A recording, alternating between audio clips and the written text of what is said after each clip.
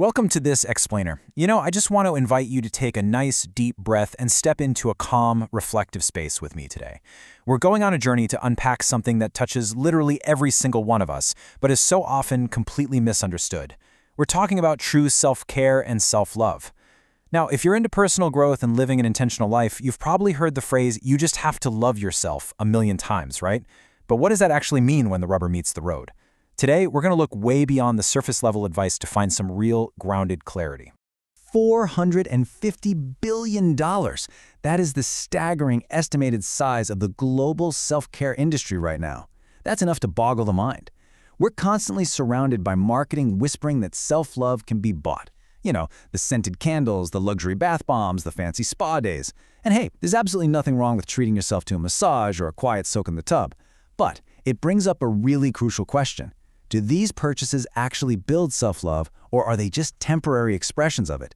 Because true self-care, it's about making profound internal investments that have absolutely nothing to do with your shopping cart. So let's dive into Section 1. What is self-love? We're redefining the core. At its very foundation, self-love means having a genuine appreciation, a real affinity, and a positive regard for yourself. Now, for a lot of us, putting ourselves first can feel kind of selfish. But loving yourself isn't about ignoring everybody else. It's actually deeply grounded in reality, unlike, say, the excessive self-absorption of narcissism. It means looking right in the mirror, having a super accurate understanding of your incredible strengths, but also your genuine weaknesses, and then actively choosing to treat that whole, complex person with unwavering respect. And the really wonderful news here? Self-love is literally a skill. It's something you can actively practice and build over time, just like a muscle. Moving right along to Section 2, recognizing the missing pieces and the internal cost. Before we can cultivate more self-love, we really have to recognize where it might currently be missing. The internal toll of lacking self-regard can be incredibly heavy, and it usually plays out quietly behind the scenes. So, I want to invite you to look inward for a second. Are you experiencing any of these signs? Just gather this data about your own heart and mind with complete gentleness. Zero judgment here, okay? When we lack that foundational self-regard, it shows up in ways we might not even realize. It manifests as that crushing perfectionism or maybe a paralyzing fear of failure.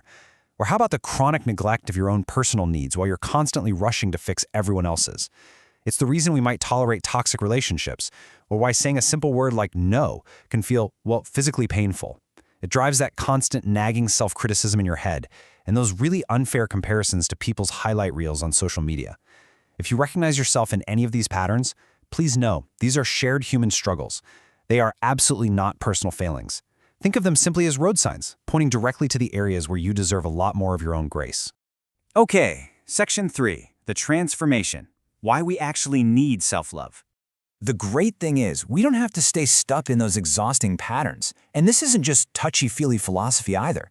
Decades of research show us exactly what life looks like on the other side of doing this work.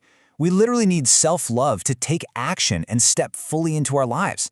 It starts with lower stress and much higher resilience, where setbacks suddenly become opportunities for growth instead of character indictments. And that resilience naturally breeds a willingness to take healthy risks. You start leaving your comfort zone because you fundamentally trust you can handle whatever the outcome is.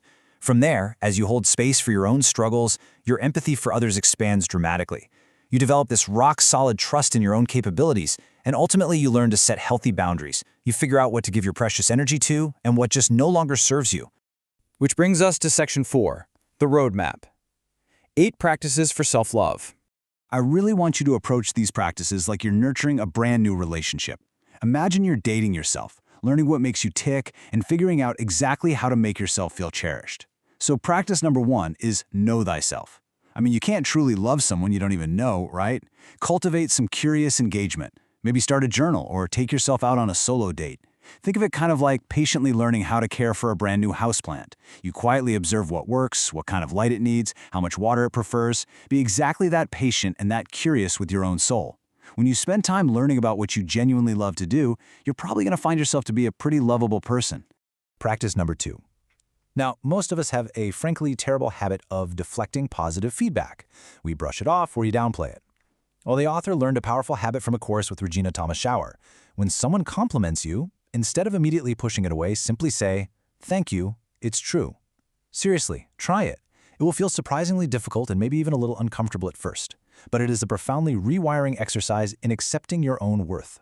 Now, practices 3 and 4 are all about anchoring this care into your actual daily life. Building self-care routines makes your well-being a non-negotiable item on your calendar.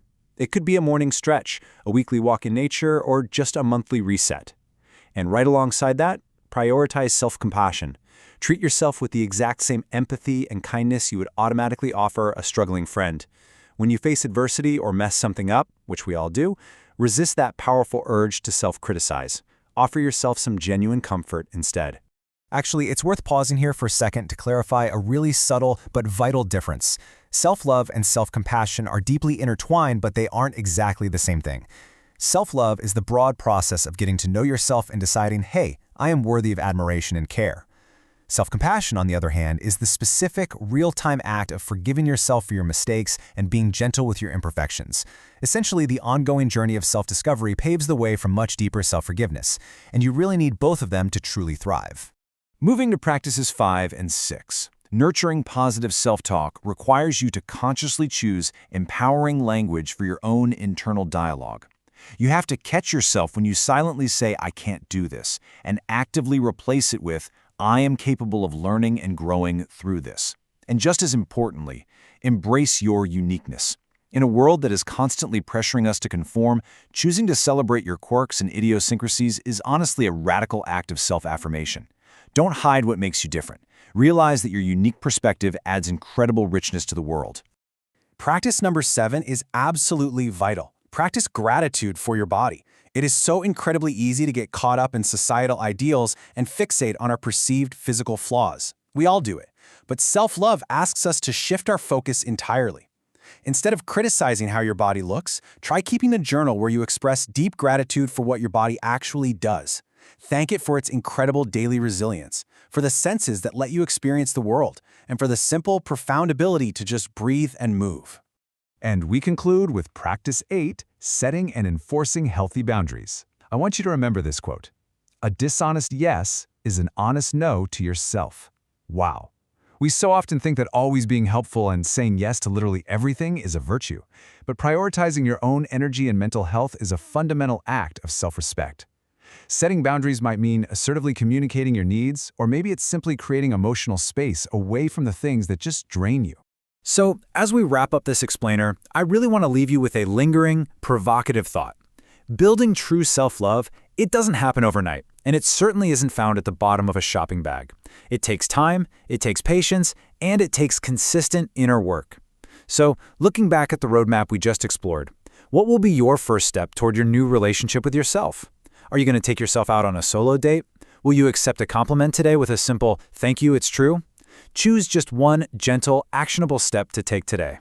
Thank you so much for joining me in this reflective space, and I really encourage you to keep exploring, keep learning, and keep building that beautiful relationship with yourself.